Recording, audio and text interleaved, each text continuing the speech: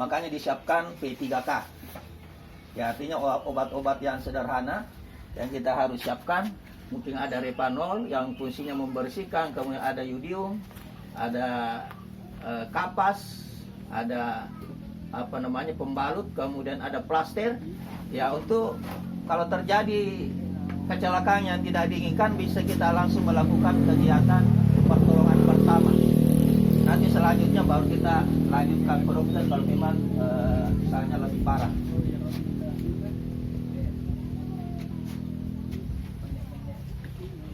Ya, kami sudah siapkan, tinggal dipelihara. Kalau kurang ya tentu ditambah. Nah, ini saya akan mudah-mudahan kelihatan ada sedikit video. Ini orang berarti kopurasi mati. Sembarangan sehingga bisa sih.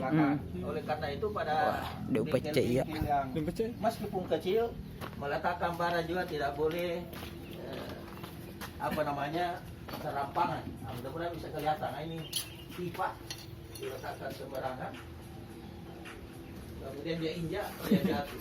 Jadi kalau sudah terjatuh, meskipun kita menggunakan alat pelindung diri, karena tadi hanya pelindung diri untuk mengelas, tapi begitu kita menggunakan ini ya, kemudian ini juga ada semacam ditandangin tinggi.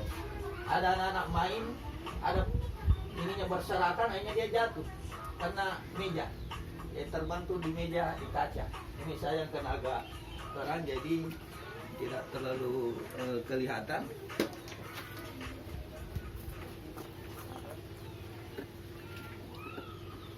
Kemudian berikutnya, ya ini cewek cantik Pak. Ya biasanya kalau cewek cantik, kalau kita ngantuk langsung. Ya ini dia membaca koran sambil jalan, dia kasih jalan kompornya.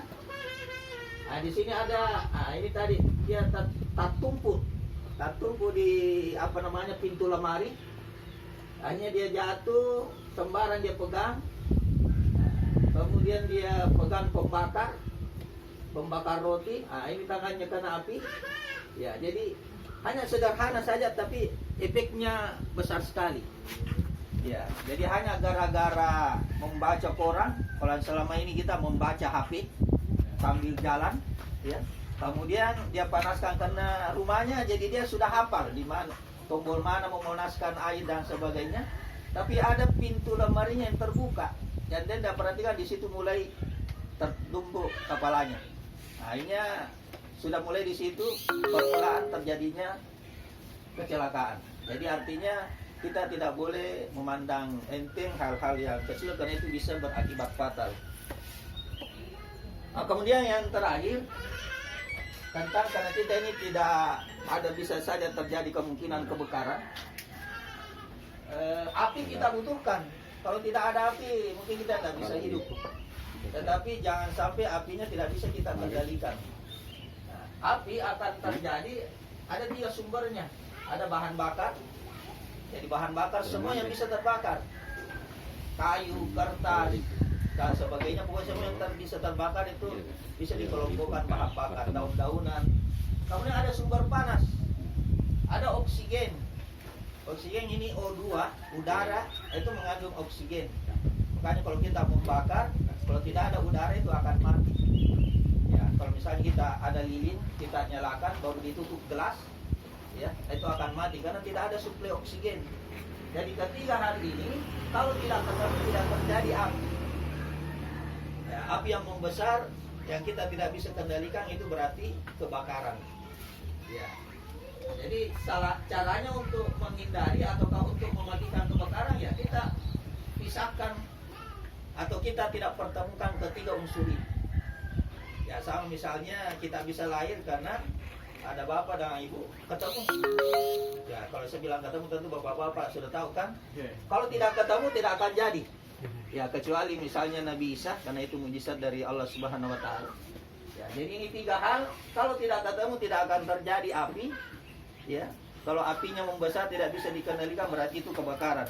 Nah, salah satu caranya untuk menghindari atau memisahkan ketiga hal ini, biasanya kita kalau di daerah menggunakan misalnya karung basah.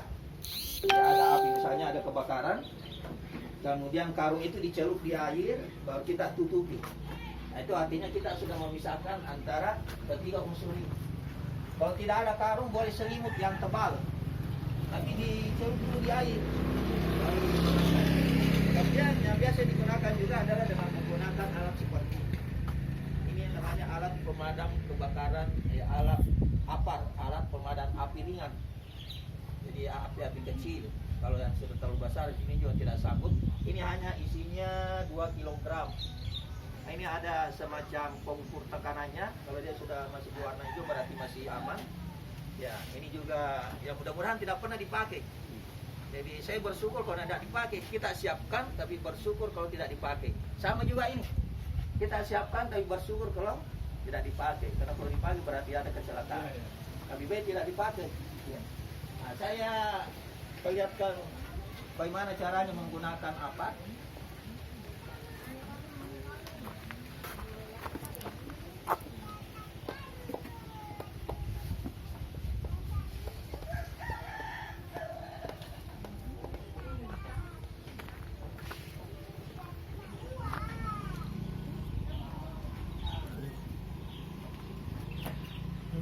Ya.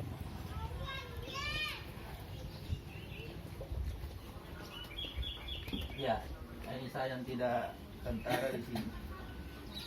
Atau mungkin lebih tentara kalau begini. Ya. Ya, pertama dibuka pinnya. Ini ada pinnya. Kalau ini ada pinnya ini. Ya. Ini ada pinnya. Ini dibuka. Kemudian ini di ya.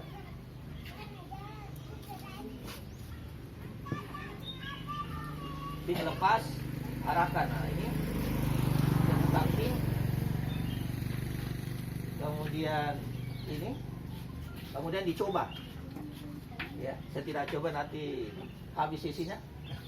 Nah, kemudian yang perlu diperhatikan pada saat ini, jadi kaki kalau kita atau jadi kaki kanan teduh.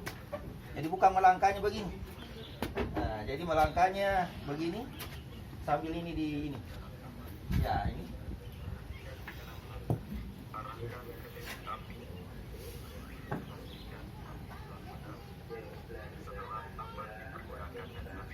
Nah, kalau kosong diletakkan seperti ini. Kalau masih ada isinya harus tegak. Kemudian perhatikan arah mata angin. Jadi jangan kita misalnya kita menyemprot tapi arah mata angin dari sana, ya tentu kurang tepat karena ini akan kembali secara sederhana penggunaan alat pemadam kebakaran untuk api ringan. Saya kira untuk sementara saya itu nanti ada. Nah, setelahnya saya persilakan untuk Pak Hasim untuk menjelaskan sedikit tentang bagaimana sih supaya. Oke, silakan Pak Hasim untuk pembukuan sederhana.